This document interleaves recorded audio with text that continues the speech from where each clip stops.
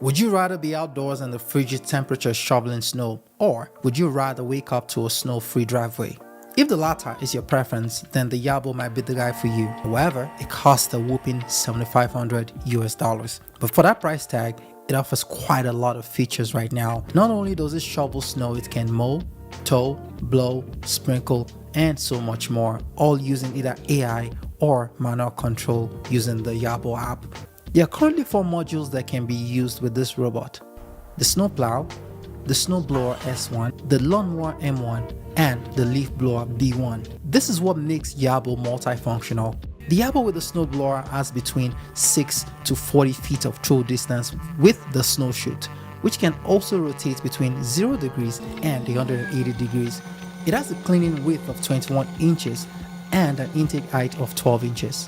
The auger, which is the part that injects the snow, can be raised or lowered to allow for easy maneuverability. The Yarbo is a 2-stage snowblower that can clean up to 1 inch of snow for over 6,000 square foot, or 5 inches of snow for a reduced coverage for up to 2,000 square foot on a single charge, or a 1.5 hour of operational time. However, it does take 3 hours to fully charge to full from empty. The blower speeds can also be increased or decreased on demand. It can operate in temperatures down to -45 degrees, and it has an IP65 rating, which means that this thing can withstand pretty much all elemental outdoor conditions.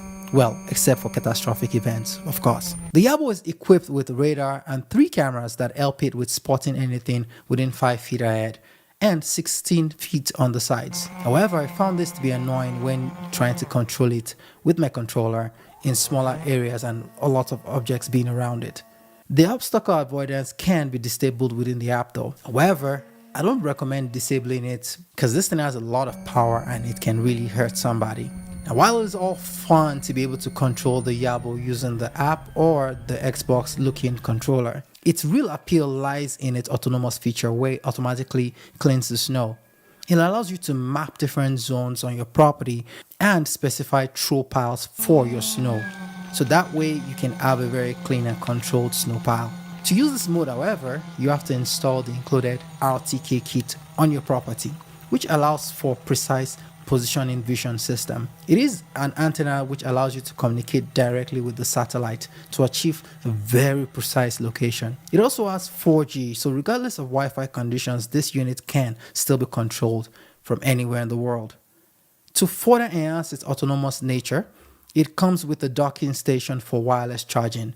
The docking station is weather resistant and can withstand exposure to rain, snow, and other environmental conditions for outdoor charging. However, you have to be worried about theft. But this can be mitigated with the fact that the Yarbo is extremely heavy, so you're going to need more than one person to take it. And it has 4G connections, which means you're going to maintain connection to this thing at all times. So if anybody steals it, you can still track down its location based on that. I only had the snowblower for a few days where it poured heavily and didn't have the autonomous feature set up yet because it was a loaner. So having to learn to control the robot manually took quite a bit of time and attempts to get used to it, but eventually I was able to figure it. However, I found that it struggled with pressed snow. So essentially when people have walked over the snow or vehicles have gone over the snow, the Yarbo pretty much couldn't get those snow off the ground. And this is to be expected because very compressed snow can be very difficult even if you try to do it yourself. So it's best bet to take advantage of the autonomous nature of the Yarbo by making sure you get the Yarbo out as soon as it starts to snow and have it on constant rotation. That way the snow doesn't get too much and it also doesn't get compressed or compacted by people or vehicles passing by. For dealing with wet or slushy snow, the snowplow attachment is the better option as it pushes snow aside like city snowplows. But swapping it manually, especially in the middle of winter, is an hassle. Yarbo comes with its fair share of challenges. The sheer number of accessories and attachments can feel overwhelming at first, with so many bolts and nuts to sort through. Carefully following the manual is essential to ensure proper installation. The LTK kit, which is necessary for a full automation, isn't exactly plug and play. Installing it often requires drilling into your house or setting up a pole, something I wasn't keen on doing. As a result, I had to resort to a workaround which didn't always deliver great results. While the manual control offers an alternative, I found it unintuitive and difficult to use effectively. More often than not, I still had to grab a shovel to finish the job. Another challenge with the Yarbo is the size. You do need space to be able to store the Yarbo, especially with the wireless charging base and then the Yarbo unit itself. And you also need clearance so that the thing can be able to, go in and out by itself to exercise the autonomous capability of this thing. So if you're living in a very small place, this guy might be very tough to use. But if you have a little bit of space, this thing is super awesome. I mean, just the fact that it is multifunctional, it's like your personal assistant for your outdoor spaces. Overall, Yarbo is an innovative take on outdoor automation, but its complexity, high cost, and setup requirements means it won't be a practical solution for everyone.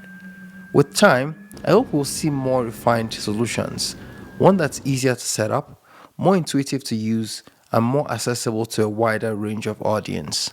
That pretty much concludes my review of the Yarbo. I'll catch you guys in the next one.